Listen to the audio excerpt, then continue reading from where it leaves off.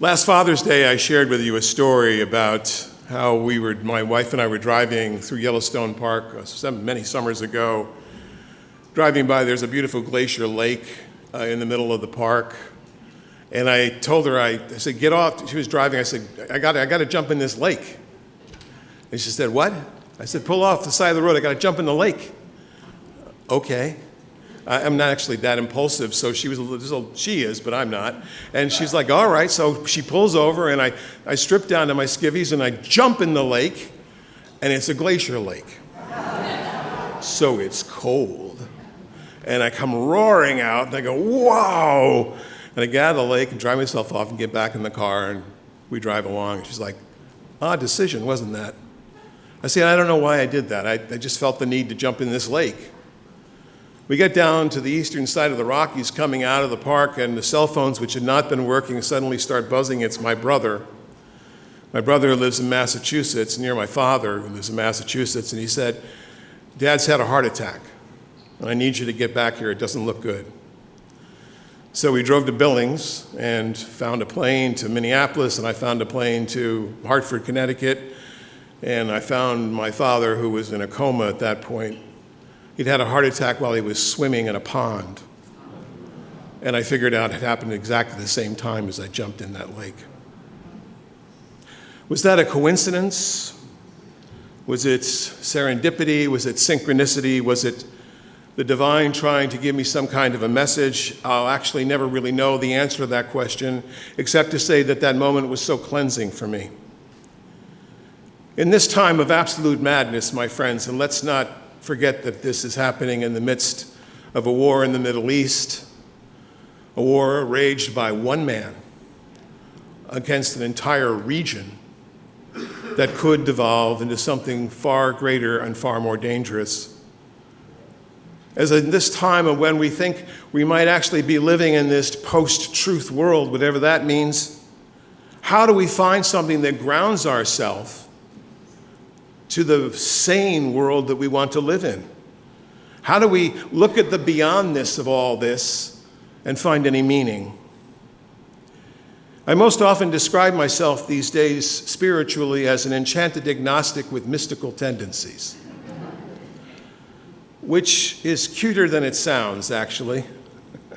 The enchanted part is right enough. I do think that there's a lot that we don't know in the universe. I think there's a lot about ultimate power and powers that are greater than ourselves, not just worldly powers, but what happens after we die, what all of this means. And I don't know what that is, but I'm enchanted by the prospect. And because I don't know what that means, I have to treat it like the mystics treat it, with a mystery that doesn't necessarily have to be figured out. Or as the bumper sticker said, I'm an agnostic and you are too, you just don't know it yet. When the great mystics of the Middle Ages spoke of the unknowable, they were surprisingly not anxious about their world. This was in the middle to late Middle Ages. The 12th to the 15th centuries were a time in Europe of great uncertainty. This was the time of the bubonic plague. This is when more than half of Europe's population simply disappeared. This was the time of the naked tyranny of kings and strong men who threw people off their land. And this is the time when the church's only response seemed to be, we're all going to hell. Surprisingly, the number one bestseller of the 15th century was a little book called The Cloud of Unknowing. Mystics found comfort in the unknowable. From Hildegard of Bingen, who in the 11th century, as an abbess, she wrote, God hugs you. You are encircled in the arms of the mystery of God. Or to Julian of Norwich, who in the 14th century is an anchoress. An anchoress is someone who spends their adult life in a cell, 8 by 10, usually attached to the side of a church with just a little slit to pass through food and take out things that are no longer wanted in the cell. And she writes beautiful, beautiful poetry about her visions of the ecstatic in a time of great, great uncertainty. And she said, all will be well in all manner of things, all will be well. Try imagining saying that right now, right? Or what gave them, or any of the mystics of that time, St. Francis of Assisi or the Buddha, what gave them this understanding of being at peace when their world was even more dangerous than ours?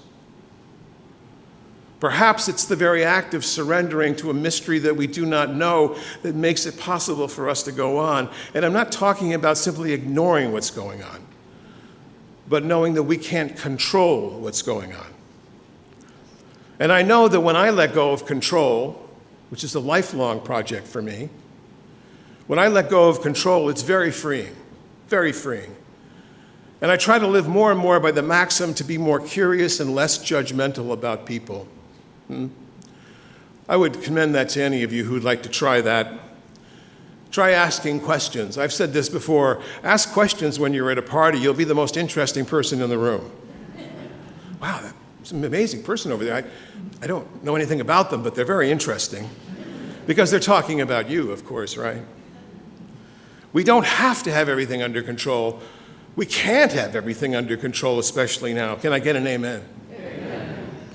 What moves any of us to brave the elements of this life, the relationships and the unknown, the craziness of this world, what moves us on might very well be a power that we have no control over and may in fact be only waiting to be invited into our lives. Catherine Keller, who wrote a beautiful book many years ago called On the Mystery, said that our minds are perhaps the cosmic appetite for becoming something more. Lured by the possibility that there's something more in life, beyond the prayer, beyond the tears, beyond the anger.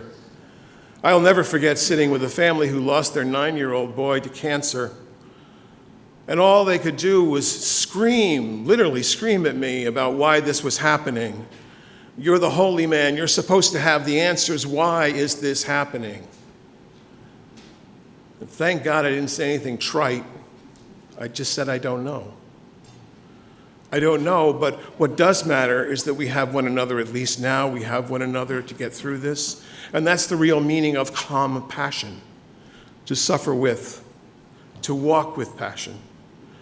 So I can't tell you why I jumped in that lake, but I can tell you that I'm happy that I did, that it was somehow connecting me to my Father.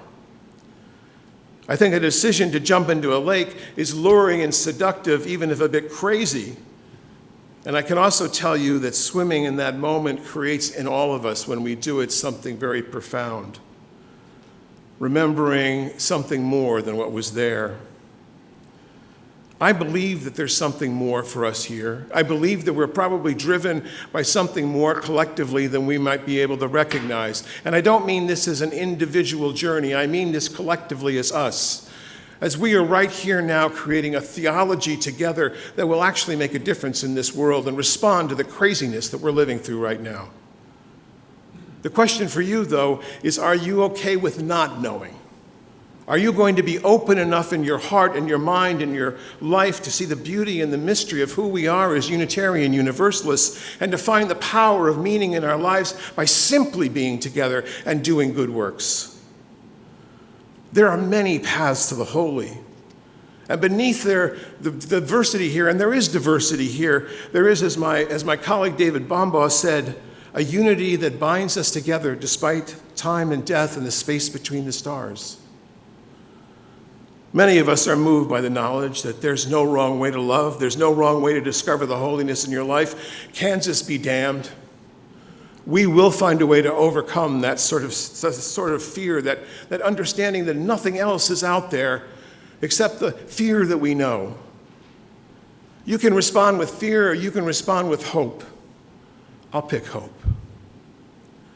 The acts of compassion and hope that are around us leads to the transcendent, but it doesn't need to involve a God. Don't get me confused with somebody up here railing about the only way to the Lord is through Jesus Christ. Amen.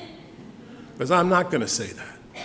But I am going to say that there may be something more than just you. And there may just be you. And it may just be us. And this may be as good as it gets, and that's okay too. The mystics knew that the only way they could experience God was to experience God. You couldn't be God unless you could let go into God. That's the way they put it. Or as even Zen Buddhists will say now, You have to die before you can die. The old Zen teaching is, you die before you die. If you die before you die, you won't die when you die. Huh? We don't know everything. We'll never know anything. Shakespeare had it right when Hamlet proclaims, there are more things in heaven and earth, Horatio, than are dreamt of in your philosophies. One rabbinic teacher I know told me that allowing for imagination is one way in which we can let ourselves open to the unknowing. It is the way we fill the white space. Why is it that we feel the need to disprove the possibility of a God when that God or whatever it is doesn't really care at all? What really matters is, what are we going to do about it? It's the practicality of our faith. And that's what makes us, I think, unique. Maybe not that unique, but unique enough as a community. And beloveds, this is where this church shines on your life. This is where you shine for one another. We are the place of love rising amidst this chaos. What might be seen as perhaps on the edge of another world war. We are the ones who, without any cosmic certainty at all, are still willing to invest our time with one another and the brotherhood and the sisterhood of one another. This is why we came here. This is why you support the church. This is why you pledge your money to come here. I did it.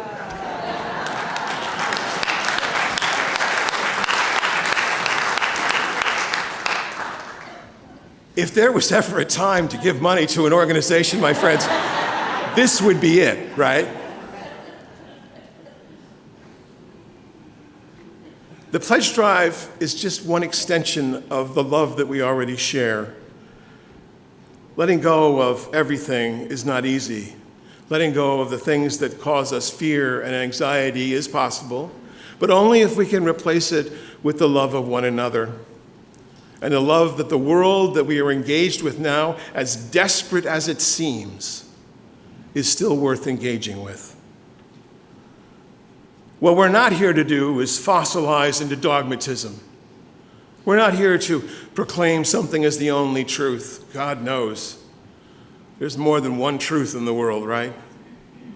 There's more than one way to have a worship service, that's for sure.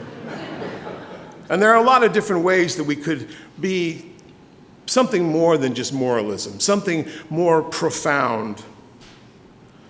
Several months after my father died, we gathered as a large family on the shores of our island home, and we bade farewell to him, sending his ashes into the ocean. And after the ceremony, my brother, my only brother, and I sat down. My brother and I are not very close. He values rationality and tidiness to life. I tend to be more free-ranging. But at the moment we were sharing how in the death of your parent, your final parent, and my grandfather said this to me once, he said, your innocence is truly gone. It hadn't been easy for the two of us. My brother almost drowned when I was 8 years old. And I thought it was my fault because my mother had told me to keep an eye on him. It kept me distant from my brother for 30 years until I realized my mother had no right putting an 8-year-old in charge of a toddler at the edge of a pond while he was playing with his friends.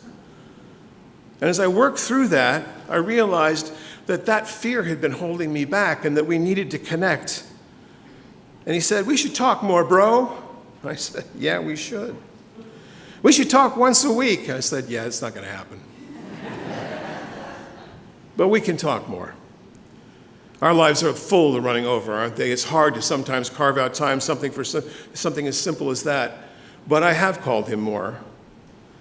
A Trappist monk once told me that the way to understanding the holy in your life is to follow the pain. To understand the power, follow the money, right? To understand meaning in your life, follow the pain. Follow the pain of the breakdown. Follow the pain of this craziness we're living in. Follow the pain of being with those who don't have enough. Follow the pain of our own way of finding our way forward. You have to break down to break through, right? And that's why we support the congregation like we do, because without that greater meaning, we're not here at all. We're here to follow the pain, but find joy in the midst of that. I say again, as Audre Lorde said, joy is an act of resistance.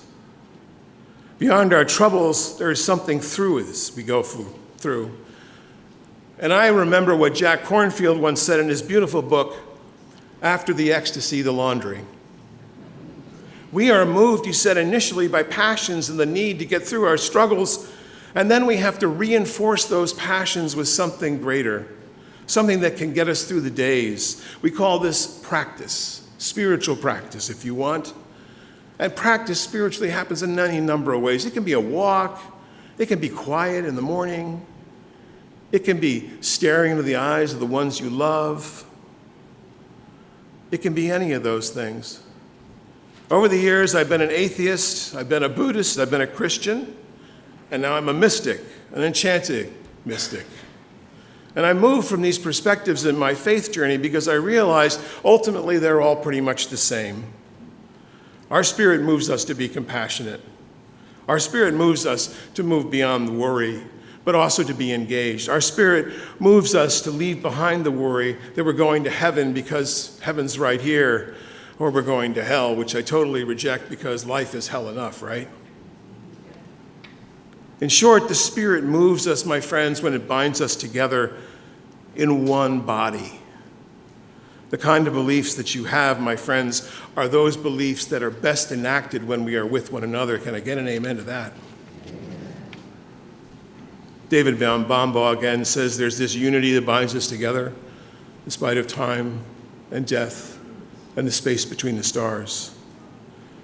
We are the going together. We are the coming together of a community that will reach out in the midst of war and strife and hatred and the attacks on people because of who they are and who they love. We will be that something greater in the world. I believe we can do it. I believe the time is now.